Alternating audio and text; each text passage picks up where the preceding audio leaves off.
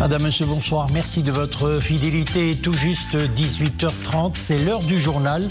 Voici les principaux titres de l'actualité de cette journée. Le peuple marocain célèbre aujourd'hui 6 novembre le 49e anniversaire de la Marche verte, initiée par le génie de feu Sa Majesté Hassan II.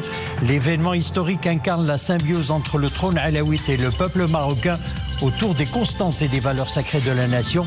À cette occasion, Sa Majesté le roi Mohammed VI adressera un discours à son peuple fidèle, discours qui sera retransmis sur les ondes de la radio et à la télévision à partir de 20h30. 49 ans se sont donc écoulés depuis l'avènement de la Marche verte. Aujourd'hui, le Maroc poursuit son engagement sur la voie du parachèvement de l'intégrité territoriale sous l'impulsion de Sa Majesté le roi.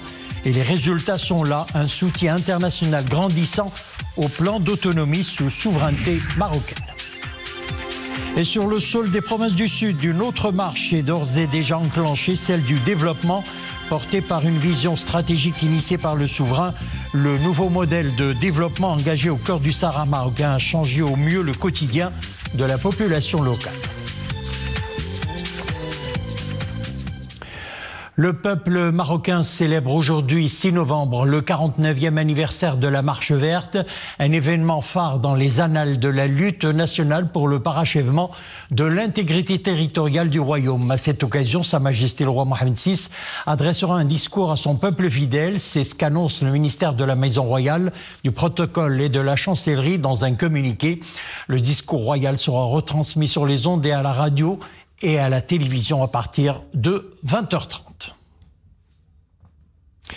Et avant de développer ce grand titre de la commémoration du 49e anniversaire de la Marche verte, ce message de félicitations adressé par Sa Majesté le roi Mohammed VI à M. Donald Trump à l'occasion de son élection à nouveau président des États-Unis d'Amérique. Dans ce message, le souverain exprime à M. Trump ses plus sincères félicitations suite à son élection pour un nouveau mandat en tant que président des États-Unis d'Amérique, ainsi que ses meilleurs vœux de plein succès dans ses hautes fonctions et dans ses efforts au service du peuple américain. Sa Majesté le roi souligne que la victoire retentissante de M. Trump lors de ces élections est une reconnaissance de son patriotisme et une confirmation de son engagement continu à défendre les intérêts suprêmes des États-Unis, notre ami et allié de longue date. Le souverain affirme dans ce sens que le Royaume du Maroc et les États-Unis d'Amérique sont unis par une alliance historique et un partenariat stratégique qui ont résisté à l'épreuve du temps, ajoutant que les valeurs que nous avons en partage et nos intérêts communs dans un large éventail de secteurs nous ont permis d'œuvrer constamment ensemble pour l'édification d'un avenir meilleur pour nos peuples, faisant de nos relations une force motrice au service de la paix, de la sécurité, de la prospérité au Moyen-Orient, en Afrique et au-delà. Dans ce message, Sa Majesté le roi rappelle que durant le précédent mandat de M. Trump, les relations bilatérales ont atteint un niveau sans précédent lorsque les États-Unis d'Amérique ont reconnu la pleine et entière souveraineté du Royaume du Maroc sur l'ensemble de son Sahara, soutenant que cet acte mémorable pour lequel le peuple marocain sera à jamais reconnaissant a constitué un jalon et un moment charnière qui reflète la véritable profondeur de notre relation spéciale et séculaire, porteuse des perspectives d'une coopération encore plus grande et d'un partenariat stratégique plus large. Alors que nous sommes confrontés à des défis régionaux et mondiaux de plus en plus complexes, le Royaume du Maroc sera plus que jamais un véritable ami et un allié fidèle des États-Unis, écrit le souverain, réaffirmant sa ferme détermination à œuvrer de concert avec M. Trump pour faire promouvoir davantage nos intérêts communs et consolider notre alliance unique à tous les niveaux de coopération. Nous allons revenir en détail sur le retour de Donald Trump à la tête des États-Unis d'Amérique au cours de cette édition. Nous l'annoncions donc en début de journal. Le peuple marocain célèbre aujourd'hui 6 novembre le 49e anniversaire de la glorieuse Marche verte. Une date qui restera gravée à jamais dans les annales de la lutte nationale pour le parachèvement de l'intégrité territoriale du royaume, initié par le génie de feu, Sa Majesté Hassan II.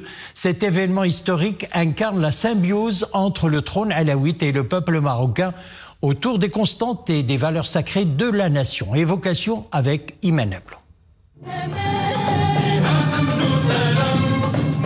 Comme ce jour, il y a de cela 49 ans, des masses de volontaires armés de leur foin ont convergé de toutes les régions du royaume vers les provinces du Sud pour écrire dans un élan patriotique une des plus belles pages de la lutte du Maroc pour le parachèvement de son intégrité territoriale. Initié par le génie de feu Sa Majesté le roi Hassan II pour libérer les provinces du Sud de l'emprise coloniale espagnole, la glorieuse épopée fut l'illustration éclatante de la symbiose entre le trône alawite et le peuple marocain et l'unanimité autour des constantes et des valeurs sacrées de la nation. Cet acte historique a mobilisé 350 000 volontaires, des femmes, des hommes, des jeunes, mais aussi des personnes âgées venues de tout le royaume.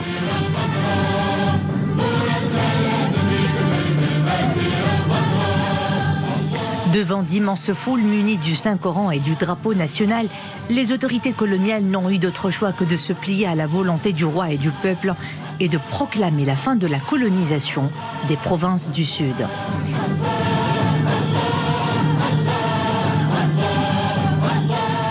Cet événement qui a marqué un tournant historique reflète la détermination, la volonté et la foi des Marocains, ainsi que leur mobilisation totale pour la récupération de leurs terres spoliées.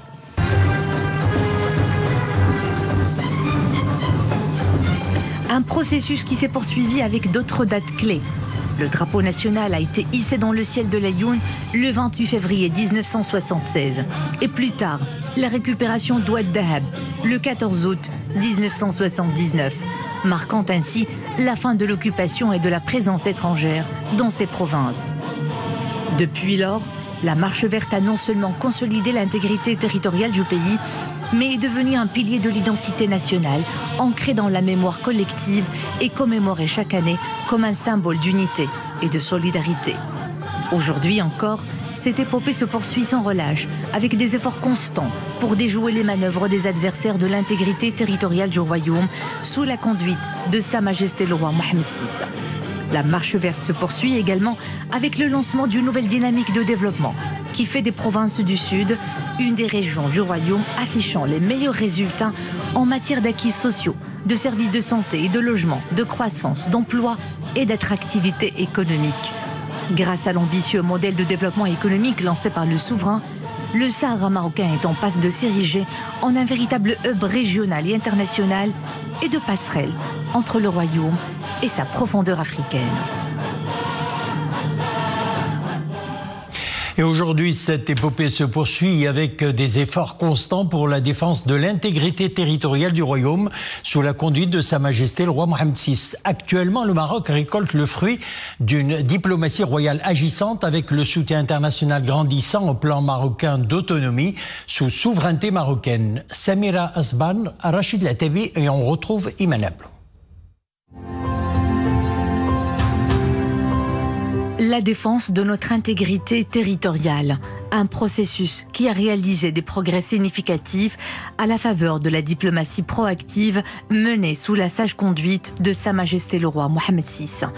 Une diplomatie royale agissante, présente sur le terrain et un front intérieur uni autour de la justesse de la cause nationale. En témoigne le soutien sans cesse grandissant apporté par la communauté internationale à la marocanité du Sahara. Plus de 100 pays de tous les continents soutiennent l'initiative marocaine d'autonomie et plus de 30 pays ont ouvert leurs consulats généraux à l'Aïoun et Dakhla.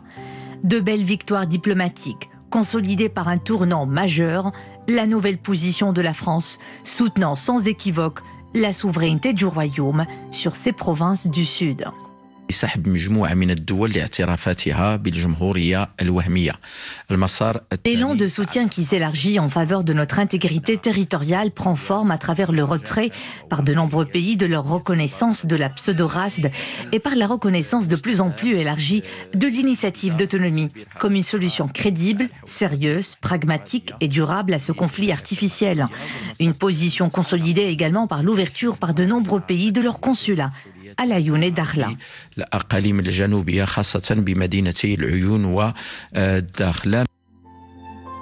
Le Maroc agit dans le cadre de la légalité internationale et poursuit ses percées sur le plan diplomatique.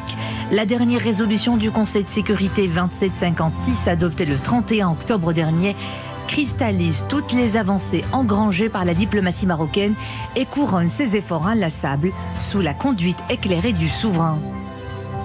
Le Maroc a cumulé plusieurs acquis. Depuis 2007, le Conseil de sécurité consacre le plan d'autonomie et le qualifie de sérieux et crédible. Il le salue également comme mécanisme de base pour mettre fin à ce conflit artificiel. Le Conseil de sécurité comprend 15 membres, dont un seul pays hostile à notre intégrité territoriale, qu'est l'Algérie. Il y a aussi d'autres acquis sur le plan bilatéral, avec de nombreux pays influents sur les relations internationales, comme les États-Unis et la France. Le dossier du Sahara marocain a connu tout au long de 2024 des développements inédits. Le Maroc est passé de la phase de gestion à une dynamique de changement qui s'étend aussi bien à l'intérieur qu'à l'extérieur du pays, comme l'a bien souligné Sa Majesté le Roi dans son discours à l'ouverture de la session d'automne du Parlement. Pour parler de cette épopée historique, avec nous sur le plateau ce soir, Mostafa Sahimi, politologue et professeur de droit. Professeur, bonsoir. Donc la marche verte, une épopée riche en enseignements, une leçon de patriotisme pour les générations montantes. Oui, c'est vrai, mais peut-être des précisions. Pourquoi 350 000 personnes ? Le souverain l'a dit, c'est l'équivalent d'une année de naissance, de nouveau-nés. Bien. Autre chose qu'il faut relever, le secret qui a entouré la préparation de la marche verte, on ne le dit pas assez.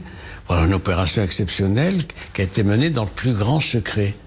Ensuite, il y avait, dans les 350 000 personnes, il y avait 10% de femmes. Important à relever. Et puis, c'était quoi la marche verte ? C'était le génie du regretté souverain pour faire face à une situation particulière. Comment récupérer les provinces méridionales sans aller jusqu'à une confrontation militaire avec la puissance occupante de l'Espagne. Et c'est ça le coup de génie, avec un grand risque. Parce qu'après tout, il pouvait y avoir une conflictualité de la part de l'occupant colonial. Ça n'a pas été le cas, et c'est comme ça que c'est quelque chose qui a innové dans la pratique diplomatique, parce que c'est un procédé pacifique de règlement d'un conflit. J'y ajoute d'autres points, c'est la réaffirmation d'une identité. Voilà un peuple de toutes les régions qui participe, qui fait et cause pour la récupération des provinces méridionales et qui se mobilise comme un seul homme, répondant à l'appel du souverain. Résultat, ça a donné ses fruits, c'est quelque chose d'exceptionnel dans la mémoire collective et la mémoire populaire. Alors, professeur, 49 ans se sont écoulés depuis l'avènement de la marche verte, et aujourd'hui le Maroc poursuit son engagement sur la voie du parachèvement de l'intégrité territoriale. Alors, quelle analyse faites-vous de l'évolution du dossier du Sahara marocain à l'aune d'ailleurs des récentes victoires diplomatiques engrangées par le Royaume ? Sa Majesté Mohamed VI en expliquait dans son dernier discours à propos de cette question nationale et de son traitement. Il a souligné qu'il y a eu une première phase de gestion d'une situation face à un certain nombre de menées du pays voisin et d'autres aussi, et il fallait faire face donc à un certain nombre de débats importants, délicats, compliqués dans un certain nombre d'instances internationales. Deuxième phase, la phase proactive, offensive, attestée par quoi ? Un fait qu'on ne relève pas suffisamment, c'est le retour de Maroc au sein de l'Union africaine à la fin janvier 2017. C'est ça le repositionnement et le redéploiement d'une diplomatie active, diplomatie de mobilisation, qui est obstinée, à marche forcée, dans toutes les régions, sur toutes les latitudes. Résultat, nous avons aujourd'hui les résolutions du Conseil de sécurité qui se consacrent et valide le projet d'autonomie déposé par le Maroc le 11 avril 2007.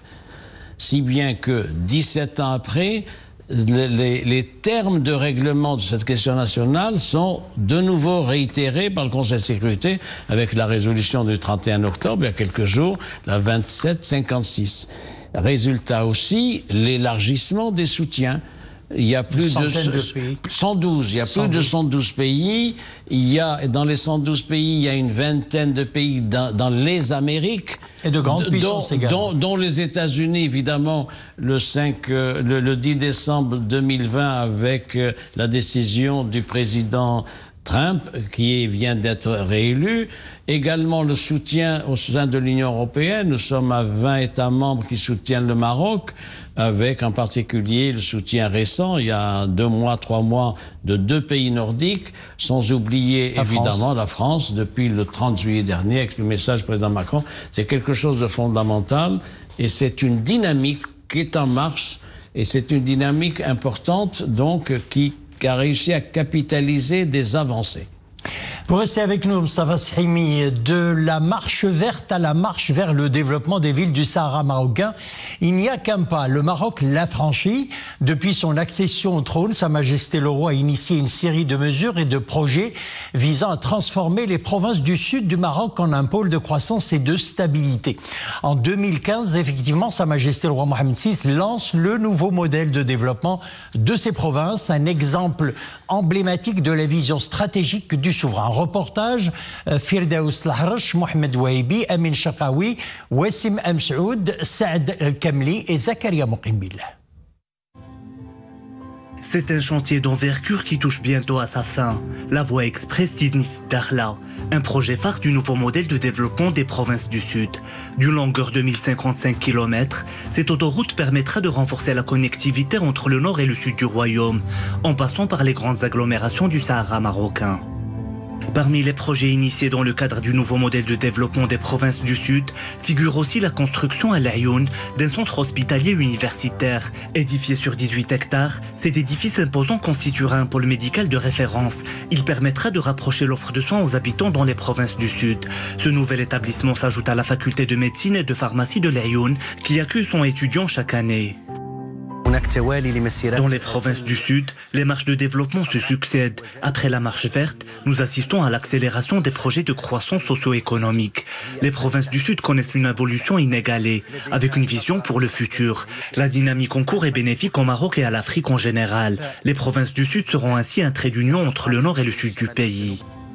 Nombre de ces projets ont pour trait commun l'adoption de la fibre écologique. Dans un contexte de stress hydrique, la priorité est donnée à la préservation des ressources. C'est dans ce sens qu'a été lancée la station de dessalement de l'eau à l'Ayoun. Ce projet vise à renforcer l'approvisionnement en eau potable à partir du littoral. Réalisée avec une enveloppe de 450 millions de dirhams, la station devrait produire 26 000 m3 d'eau par jour. Autre exemple, la station de traitement des eaux usées de l'Ayoun. Le projet ambitionne de protéger l'environnement, de renforcer le développement durable et de sauvegarder les ressources hydriques. Les énergies renouvelables sont également privilégiées. À Tarfaya, ce parc éolien a été conçu pour tirer profit du potentiel des vents forts soufflant sur le sud, dont la vitesse peut atteindre jusqu'à 9 mètres par seconde. Voilà ce qui permettra de générer de l'électricité sur une longue période de l'année, avec une capacité de 300 MW, de quoi faire de cette station l'une des plus grandes à l'échelle africaine. Aujourd'hui, la réalité des provinces du Sud va dans le sens de davantage de développement et de croissance, allant de la politique royale éclairée. Le but étant de rapprocher les services des citoyens. Dans la province de Boujdour, nous touchons ces changements positifs jour après jour. Pour accompagner cette dynamique, des centres de formation spécialisés ont vu le jour avec l'inauguration des cités des compétences et des métiers. L'Institut spécialisé en énergie renouvelable de Tarfaya en est une belle illustration, avec une capacité d'accueil de 760 places. Notre pays a adopté un style d'action concret avec des initiatives pragmatiques. L'un des aspects les plus importants de cette stratégie est l'investissement. Il est question d'investir dans les infrastructures et d'en faire un pont vers l'Afrique. Ce sont près de 8 milliards de dollars d'investissements directs qui ont permis de développer les infrastructures dans les provinces du Sud. Depuis son lancement en 2015 par Sa Majesté le Roi à l'occasion du 40e anniversaire de la Marche verte, le nouveau modèle de développement des provinces du Sud contribue à modifier le visage de la région et à changer au mieux la vie de la population. Ces mots d'ordre sont le renforcement des infrastructures, l'amélioration des impacts socio-économiques et la préservation de l'environnement pour un développement inclusif et durable des provinces du Sud et de l'ensemble du royaume.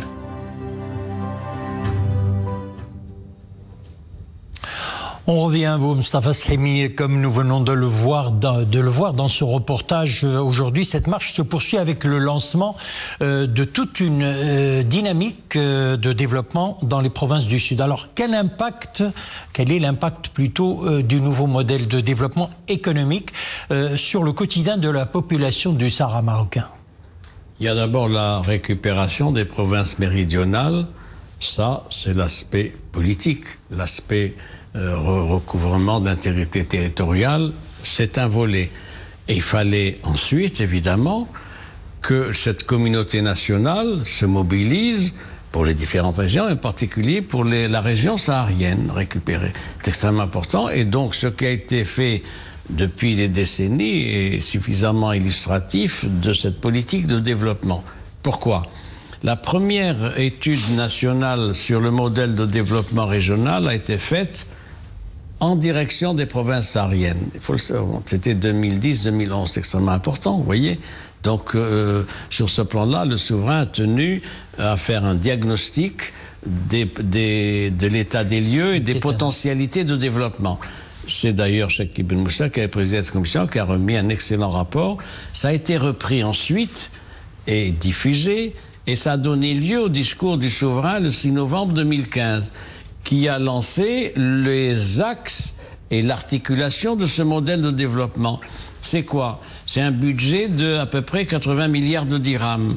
Ça se décline autour de projets importants qui sont connus, notamment Dakhla, le port d'Dakhla Atlantique, évidemment l'aménagement et la promotion de pôles économiques sectoriels.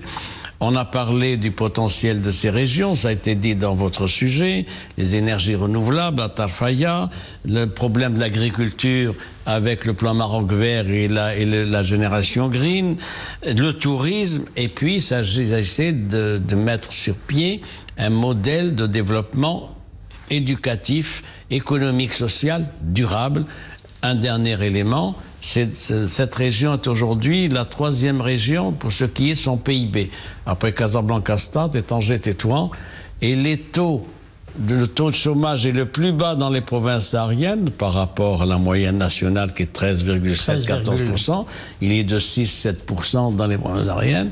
Il y a ensuite le niveau de vie. Et il est supérieur en moyenne de 10% par rapport à la moyenne niveau dans les autres régions, sans parler de la scolarisation où il y a les meilleurs taux, du système d'enseignement, et on a le meilleur taux de bacheliers dans les provinces sahariennes, et particulièrement 55% de défis. Voilà le tableau. Vous restez avec nous, Moustapha Sahimi. Nous allons parler des élections américaines dans quelques instants. Donc, Donald Trump, nous le disions, devient le 47e président des États-Unis d'Amérique. Après une campagne à rebondissement, Donald Trump va donc retrouver la Maison-Blanche 4 ans après avoir été battu par Joe Biden. Ayant obtenu les 277 grands électeurs sur les 270 nécessaires pour être élu, Donald Trump a recueilli plus de voix que son adversaire démocrate Kamala Harris. Sophia Fegelut. Il signe son comeback historique à la Maison-Blanche. Dans son QG en Floride et entouré de sa famille et ses proches collaborateurs, le républicain Donald Trump exulte devant ses supporters.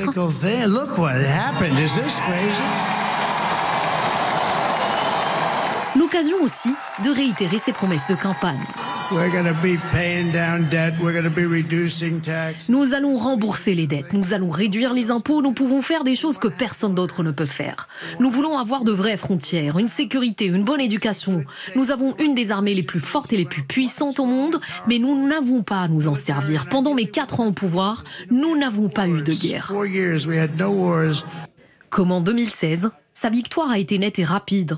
L'ancien président a raflé les 2 États disputés de Caroline du Nord et de Géorgie en une poignée d'heures, avant que la Pennsylvanie ne lui serve de tremplin et que le Wisconsin ne vienne enterrer les derniers espoirs de sa rivale démocrate, Kamala Harris. Le retour de Donald Trump à la Maison-Blanche plonge des millions d'Américains à casquette rouge dans l'euphorie. Tout le monde est heureux, il va rendre le monde heureux. Même ceux qui n'ont pas voté pour lui seront plus riches, plus en sécurité, en meilleure santé. J'ai hâte. C'était incroyable et c'est tellement bien mérité. Le président Trump va se retrouver une nouvelle fois à la tête du pays. J'étais très nerveuse pendant la soirée quand je suivais les résultats parce qu'il s'agit bien de nos rêves, de voir notre pays retrouver sa gloire. Avant même que cette issue ne soit officielle, le républicain a reçu une pluie de félicitations de responsables étrangers. Le Premier ministre britannique Keir Starmer a félicité Donald Trump pour sa victoire électorale historique. En tant qu'alliés les plus proches, nous nous tenons côte à côte pour la défense de nos valeurs partagées de liberté, démocratie et libre entreprise, a déclaré le dirigeant travailliste dans un communiqué. Sur X, le président français Emmanuel Macron s'est dit, je cite, « prêt à travailler ensemble avec vos convictions et avec les miennes pour plus de paix et de prospérité ». Le président ukrainien Volodymyr Zelensky a dit espérer que le président américain aidera l'Ukraine à obtenir une paix juste. Ce matin, les marchés ont accueilli favorablement la nouvelle avec des gains très prononcés du dollar et une ouverture nettement dans le vert à Wall Street. Mustafa Sahimi, tout le monde en parle. Est-ce que cette victoire écrasante de Donald Trump était attendue? Écoutez, très honnêtement, je ne vous donnerai pas mon avis personnel, même si je voulais donner hors antenne. Pourquoi? D'abord, il faut noter le fait que les sondeurs et les instituts de sondage se sont, je vais le dire crûment, plantés. Ils ne sont pas fiables. Non, ils sont plantés. Depuis des semaines et encore les derniers jours, ils disaient ah oui, mais c'est 50-50, on ne sait pas très bien qui va gagner, etc. Donc ça, c'est à accueillir donc avec beaucoup de réserve et ça c'est intéressant pour l'avenir, qu'il y ait beaucoup de distanciation par rapport au sondage. 2, est-ce que Kamala Harris était une bonne candidate? Est-ce qu'elle avait un profil présidentiable? C'est une question. Je n'apporte pas de réponse, mais je pose la question. Elle a été pénalisée par le fait que sa campagne a démarré tardivement le 21 juillet. C'est pas beaucoup. C'est 3 mois pour faire campagne, c'est pas beaucoup. 2, elle a été également pénalisée par le fait qu'elle c'est la vice-présidente sortante du président Biden. Et quand on lui a posé la question, qu'est-ce que vous regardez du bilan de président Biden et si vous avez des choses, elle n'a pas répondu. Et ça, c'est des choses qui marquent. Et puis, il y a ce phénomène du président Trump, qui est un homme de communication, qui a utilisé toutes les ressources de la com, comme on dit. Ça donne les résultats que vous avez donnés. 277 grands électeurs, il faut que la 270... C'est pas définitif. Il en manque une bonne trentaine, puisque la Chambre des représentants compte 435 membres. Donc, il a 277. Kamala Harris, elle en a 224. Il y a un écart de 5 millions de voix entre lui et Kamala Harris. Et puis, si je puis dire, le grand chelem, c'est-à-dire il a la majorité au Sénat, il a 51 membres sur 100, les démocrates n'ayant que 49, et également au sein de la Chambre des représentants, puisqu'au dernier pointage, il a 199 membres, donc représentants républicains, alors que les démocrates n'en ont que 180. Donc voilà qui atteste du fait que ça se passe et que ça se passe comme ça devait se passer. Alors, avec Trump de retour à la Maison-Blanche, la dynamique que connaît le dossier du Sahara marocain pourrait se renforcer davantage et les États-Unis, en tant que penholder du dossier Sahara au Conseil de sécurité, pourrait exercer une influence renforcée? Je vais vous répondre à ma manière, si vous le permettez. D'abord, le Maroc a des relations d'État avec un État, ce sont les États-Unis. Ce sont des relations privilégiées, partenariats d'exception, attestés par quoi? attesté par l'accord de libre-échange 2006, la coopération militaire exceptionnelle entre les deux pays, sécuritaire, concertation, dialogue politique, dialogue stratégique, etc. Donc il y a des acquis. Quelle que soit l'administration, il y a des acquis. Cela dit, évidemment, le profil du président compte. Pas oublier que le président Trump, nous avons de la mémoire, c'est lui qui a, voici 4 ans, le 10 décembre 2020, a décidé et officialisé la reconnaissance de la marocanité du Sahara, ce qui a été un séisme politique. Et c'est l'un des plus grands actes diplomatiques de la question nationale. Sur le plan international, on peut y ajouter celui de la France le 30 juillet dernier, etc. Donc sur ce plan-là, nous n'avons pas d'inquiétude. Et puis il y a un accord qui a été signé à cette occasion de décembre de 2020. C'est le fait qu'il faut aller loin dans la coopération. Et nous espérons que l'ouverture d'un consulat général américain à Yonagla soit officiellement finalisée, alors que l'administration Biden avait, disons, des réserves, à tout le moins de la lenteur pour opérationnaliser cet accord de 2020. Monsieur Mostafa Sahimi, merci d'avoir été notre invité ce soir, ce jour du 6 novembre donc 2024, où nous commémorons le 49e anniversaire de la Marche verte. Merci. Merci à vous. Avant de nous quitter, ce rappel, le ministère de la Maison Royale du Protocole et de la Chancellerie annonce qu'à l'occasion du 49e anniversaire de la glorieuse Marche verte, Sa Majesté le roi Mohammed VI adressera un discours à son peuple fidèle. Le discours, je le rappelle, le discours royal sera retransmis sur les ondes de la radio et à la télévision à partir de 20h30 ce mercredi, donc 6 novembre 2024.